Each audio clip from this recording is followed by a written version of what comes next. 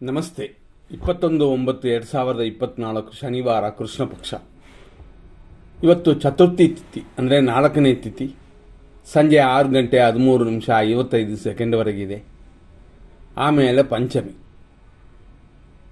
ಇವತ್ತು ಭರಣಿ ನಕ್ಷತ್ರ ರಾತ್ರಿ 12 ಗಂಟೆ 35 ನಿಮಿಷ 50 ಸೆಕೆಂಡ್ವರೆಗಿದೆ. ಆ ನಂತರ ಕೃತಿಕಾ ನಕ್ಷತ್ರ ಬೆಳಗ್ಗೆಯಿಂದ ರಾತ್ರಿ 12 ಗಂಟೆ 36 ನಿಮಿಷದವರೆಗೂ ಕಾರ್ಯಸಿದ್ಧಿ ಉಂಟು. ಓಕೆ, ಎಲ್ಲ ಚೆನ್ನಾಗಿದೆ. ಸ್ವಲ್ಪ ಖರ್ಚುಗಳನ್ನು ಎಲ್ಲರೂ ಕಡಿಮೆ ಮಾಡ್ಕೋಬೇಕು. ಅದರಲ್ಲೂ ಭರಣಿ ನಕ್ಷತ್ರದವರು. ಕೃತಿಕಾ ನಕ್ಷತ್ರ ಬಂದ ಮೇಲೆ ಕಾರ್ಯಸಿದ್ಧಿಯೂ ಶುಭವೂ ಉಂಟು. ಹೀಗಾಗಿ ಹೆಚ್ಚಿನ ದೋಷಗಳು ಇವತ್ತೇನಿಲ್ಲ. ಇವತ್ತಿನ ದಿನ ಪ್ರಕಾರ ಮಟ್ಟ ಮಧ್ಯಾಹ್ನ 12 ಗಂಟೆ 12 ನಿಮಿಷ, ಬೆಳಗ್ಗೆ 6:09 8:08ವರೆಗೂ ಭರಣಿ ನಕ್ಷತ್ರ 1ನೇ ಪಾದ ಮೇಷರಾಶಿ. 8:08 ಮೇಲೆ ಮಧ್ಯಾಹ್ನ 1:35ವರೆಗೂ ಭರಣಿ ನಕ್ಷತ್ರ 2ನೇ ಪಾದ. ಆನಂತರ ಸಂಜೆ 7:05ವರೆಗೂ ಭರಣಿ ನಕ್ಷತ್ರ 3ನೇ ಪಾದ. 7:05 PM ಮೇಲೆ ರಾತ್ರಿ 12 ಗಂಟೆ 36 ನಿಮಿಷವರೆಗೂ ಭರಣಿ ನಕ್ಷತ್ರ 4ನೇ ಪಾದ. ರಾತ್ರಿ 12 ಗಂಟೆ 36 ನಿಮಿಷದ ಮೇಲೆ ಕೃತಿಕಾ ನಕ್ಷತ್ರ 1ನೇ ಪಾದ. ಹಾಗಾಗಿ ರಾತ್ರಿ 12:36ಕ್ಕೆ ಭರಣಿ ನಕ್ಷತ್ರ ಪೂರ್ತಿ ಮುಗಿಯುತ್ತದೆ. ಅಲ್ಲಿಂದ ಕೃತಿಕಾ ನಕ್ಷತ್ರ ಪ್ರಾರಂಭವಾಗಿ ನಾಳೆಯವರೆಗೂ, ಅಂತಂದರೆ 22ನೇ ತಾರೀಕುವರೆಗೂ ಈ ನಕ್ಷತ್ರವಿದೆ. ನಾಳೆ ಕೃತಿಕಾ ನಕ್ಷತ್ರ ರಾತ್ರಿ 11 ಗಂಟೆ 2 ನಿಮಿಷ 10 ಸೆಕೆಂಡ್ವರೆಗೂ ಆ ನಕ್ಷತ್ರವಿದೆ. ಆದ್ದರಿಂದ ನಾಳೆಯ ದಿನ ಕೃತಿಕಾ ನಕ್ಷತ್ರ ಹೇಗಿರುತ್ತೆ ಅಂತ ನೋಡ್ಕೋಬೋದು.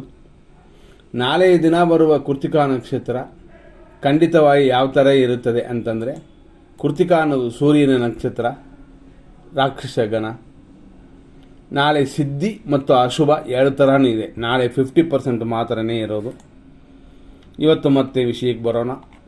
100% ಕೆಟ್ಟೋದು ಒಳ್ಳೆಯದು ಅಂತ ನಾವು ವಿಂಗಡಿಸಿ ನೋಡ್ತೀವಿ. ಇದರಲ್ಲಿ 100% ಒಳ್ಳೆಯದು ಅಂತಂದರೆ ಇವತ್ತಿನ ದಿನದಲ್ಲಿ 6:59 9:09 ಬೆಳಗ್ಗೆ, 10:44 11:26, ಮಧ್ಯಾಹ್ನ 3:16 ರಾತ್ರಿ 1:40, ಮತ್ತು ಬೆಳಗಿನ ಜಾವ ಅಂದರೆ ಲೇಟ್ ನೈಟ್ 3:13 ದಿನ ಪೂರ್ತಿ ಚೆನ್ನಾಗಿದೆ ರಾತ್ರಿಯಲ್ಲಿ. ಈ ರೀತಿಯಾದ ಇವತ್ತಿನ ದಿನದಲ್ಲಿ 100% ಕೆಟ್ಟೋದು ಅಂತ ನೋಡಿದ್ರೆ, ಫಸ್ಟ್ ಕನ್ಯಾ ರಾಶಿಗೆ ಚಂದ್ರಾಷ್ಟಮ 6 ಗಂಟೆ 9 ನಿಮಿಷದಿಂದ ಕನ್ಯಾ ಚಂದ್ರಾಷ್ಟಮ ಸ್ಟಾರ್ಟ್ ಆಗುತ್ತದೆ. ಈ ಕನ್ಯಾ ಚಂದ್ರಾಷ್ಟಮ ಅಂತಂದಾಗ ಒಂದೇ ರಾಶಿ ಇದೆ ಅಂತಂದರೆ ಒಂದು ದಿನ ಪೂರ್ತಿ ಇರುತ್ತದೆ. ಆನಂತರ 6:09 6:57ವರೆಗೂ ದುರ್ಮುಹೂರ್ತ. ಇದು ಪ್ರತಿಯೊಬ್ಬರಿಗೂ. 9:11 10:42ವರೆಗೂ ರಾಹುಕಾಲ. 11:28 12:55ವರೆಗೂ ನಕ್ಷತ್ರ ವಿಷಕಟಿಕಾ ಕಾಲ. 12:14 ಮಧ್ಯಾಹ್ನ 2:21ವರೆಗೂ ಮೃತ್ಯು ಪಂಚಕ. ಮಧ್ಯಾಹ್ನ 1:43 ಮೇಲೆ 3:14ವರೆಗೂ ಯಮಕಂಡ ಕಾಲ. ರಾತ್ರಿ 1:42 ಮೇಲೆ 3:11ವರೆಗೂ ವಿಷಕಾಲ. ಈ ಥರ ಈ ಸಮಯಗಳನ್ನು ನೋಡಿ, ಈಗ ನಾವು ಹೇಳಿರುವಂಥ ಕೆಟ್ಟ ಟೈಮಲ್ಲಿ ಯಾವ ಕಾರ್ಯಗಳನ್ನು ಪ್ರಾರಂಭ ಮಾಡಬಾರದು, ಇದನ್ನು ಅವಾಯ್ಡ್ ಮಾಡಿಕೊಳ್ಳಿ. ಒಳ್ಳೆಯ ಟೈಮು ಅಂತ ನಾವು ಕೊಟ್ಟಿದ್ದಾಯಿತು. ಆದರೂ ಸ್ವಲ್ಪ ಡೀಟೇಲ್ ನೋಡೋಣ. ಉದಾಹರಣೆ ನೋಡಬೇಕು ಅಂತಂದರೆ, ಬ್ರಹ್ಮ ಮುಹೂರ್ತ, ಗೋಧೂಳಿ ಮುಹೂರ್ತ ಅಂತ ಕೆಲವು ವಿಷಯಗಳು ನಾವು ನೋಡಲೇಬೇಕು. ಅದರಲ್ಲೂ ವಿಶೇಷವಾಗಿ ಒಳ್ಳೆಯ ಟೈಮಲ್ಲಿ ಕೆಟ್ಟೋದಿರಬಾರದು. ಅದಕ್ಕೆ ನಾವು ಒಳ್ಳೆಯ ಟೈಮು ಅಂತ ಸಪ್ರೇಟಾಗೇ ಕೊಟ್ಟಿದ್ದಾಯಿತು. ಆದ್ದರಿಂದ ನಿಮಗೆ ಬೇಕಾಗಿರುತ್ತೆ ಅಂತ ನಾವು ವಿಷಯ ಕೊಟ್ಟುಬಿಡ್ತೀವಿ. ಅದರಲ್ಲಿ ನೋಡುವಂಥ ವಿಷಯಗಳೇ ಕೆಲವು ವಿಷಯಗಳು.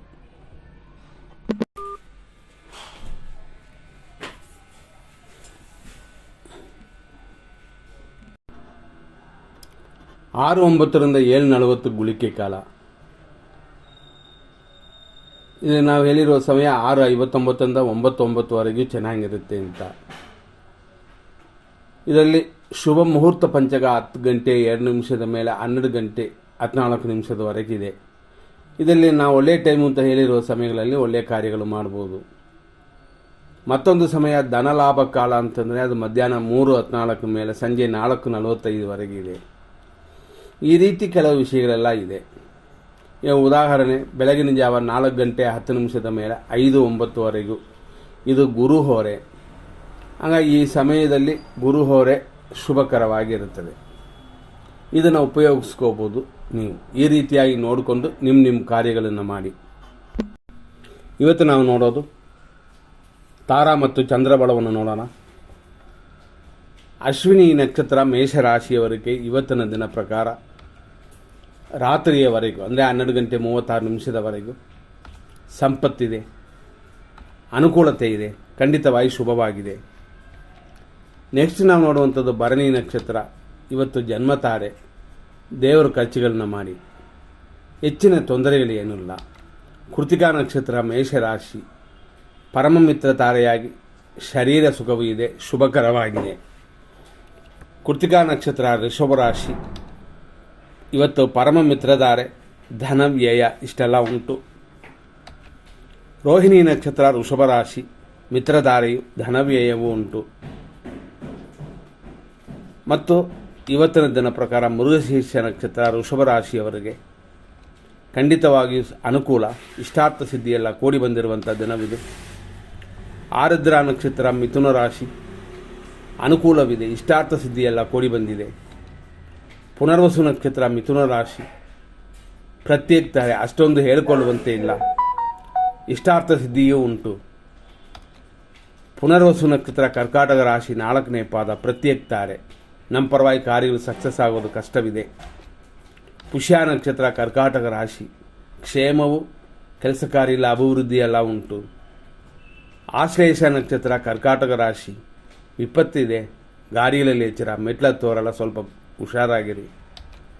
ಮಕಾ ನಕ್ಷತ್ರ ಸಿಂಹರಾಶಿ, ಜನ್ಮತಾರೆ ಇದೆ ಮತ್ತು ಸಂಪತ್ತಿದೆ ಇವತ್ತು, ಆದ್ದರಿಂದ ಹೆಚ್ಚಿನ ವರಮಾನ ಉಂಟು. ನಂತರ ಪುಬ್ಬ ನಕ್ಷತ್ರ ಸಿಂಹರಾಶಿ, ಜನ್ಮತಾರೆ, ಕಾರ್ಯತರೆಗಳೆಲ್ಲ ಉಂಟು, 50% ಮಾತ್ರನೇ ಚೆನ್ನಾಗಿರೋದು. ಉತ್ತರ ನಕ್ಷತ್ರ 1ನೇ ಪಾದ ಸಿಂಹರಾಶಿ, ಪರಮ ಮಿತ್ರ ತಾರೆಯುವುದೇ, ಆದ್ದರಿಂದ ನೋಡಿಕೊಳ್ಳಿ. ಉತ್ತರ ನಕ್ಷತ್ರ ಕನ್ಯಾ ರಾಶಿ, ಪರಮ ಮಿತ್ರಧಾರೆ, ರೋಗವೃದ್ಧಿಯೆಲ್ಲ ಉಂಟು. ಹಸ್ತ ನಕ್ಷತ್ರ ಕನ್ಯಾ ರಾಶಿ, ಮಿತ್ರಧಾರೆ, ರೋಗವೃದ್ಧಿ ಉಂಟು. ಚಿತ್ತಾ ನಕ್ಷತ್ರ ಕನ್ಯಾ ರಾಶಿ, ಟೆನ್ಷನ್ ಇದೆ, ರೋಗವೃದ್ಧಿ ಇದೆ, ಗಮನ ಕೊಡಿ. ಚಿತ್ತಾ ನಕ್ಷತ್ರ ತುಲಾರಾಶಿ, ಖಂಡಿತವಾಗಿ ಟೆನ್ಷನ್ ಉಂಟು, ಆದ್ದರಿಂದ ಗಮನ. ಸ್ವಾತಿ ನಕ್ಷತ್ರ ತುಲಾರಾಶಿ, ಖಂಡಿತವಾಗಿ ಅನುಕೂಲವಿದೆ, ಸುಖವೂ ಇದೆ, ಶುಭವಾಗಿದೆ. ವಿಶಾಖ ನಕ್ಷತ್ರ ತುಲಾರಾಶಿ, ಅನುಕೂಲವಿಲ್ಲದ ದಿನವಿದು, ಯಾವುದೇ ಕಾರ್ಯಗಳು ಮಾಡೋದಾದರೂ ಎಚ್ಚರವಾಗಿ ಮಾಡಿ. ವಿಶಾಖ ನಕ್ಷತ್ರ ವೃಶ್ಚಿಕ ರಾಶಿ, ಪ್ರತ್ಯೇಕತಾರೆ, ಶತ್ರುನಾಶ ಇದೆಲ್ಲ ಕೂಡಿ ಬರುತ್ತದೆ. ಅನುರಾಧ ನಕ್ಷತ್ರ ವೃಶ್ಚಿಕ ರಾಶಿ, ಕ್ಷೇಮವು, ಶತ್ರುನಾಶವೂ ಉಂಟು. ಜ್ಯೇಷ್ಠ ನಕ್ಷತ್ರ ವೃಶ್ಚಿಕ ರಾಶಿ, ವಿಪತ್ತಿದೆ, ಶತ್ರುನಾಶವೂ ಕೂಡಿ ಬರುತ್ತದೆ.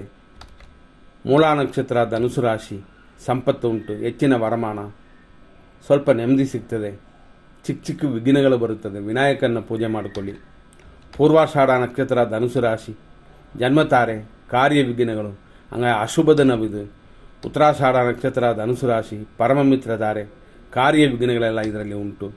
ಉತ್ತರಾಷಾಢ ನಕ್ಷತ್ರ ಮಕರ ರಾಶಿ, ಪರಮ ಮಿತ್ರಧಾರೆ, ಸ್ವಲ್ಪ ರೋಗ ಭಯವೆಲ್ಲ ಇದೆ. ಶ್ರವಣ ನಕ್ಷತ್ರ ಮಕರ ರಾಶಿ, ಮಿತ್ರಧಾರೆ, ರೋಗ ಭಯ ಉಂಟು. ಧನಿಷ್ಠ ನಕ್ಷತ್ರ ಮಕರ ರಾಶಿ, ಟೆನ್ಷನ್, ರೋಗ ಭಯವೆಲ್ಲ ಇದೆ.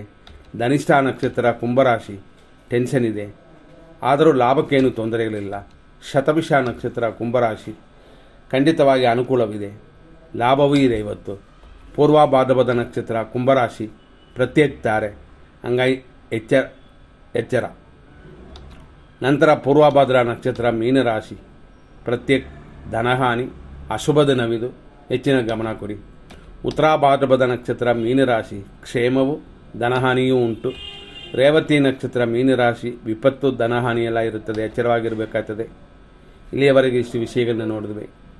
ಮುಂದಿನ ಸಂಚಿಕೆಯಲ್ಲಿ ನೋಡೋಣ. ನಮಸ್ಕಾರ.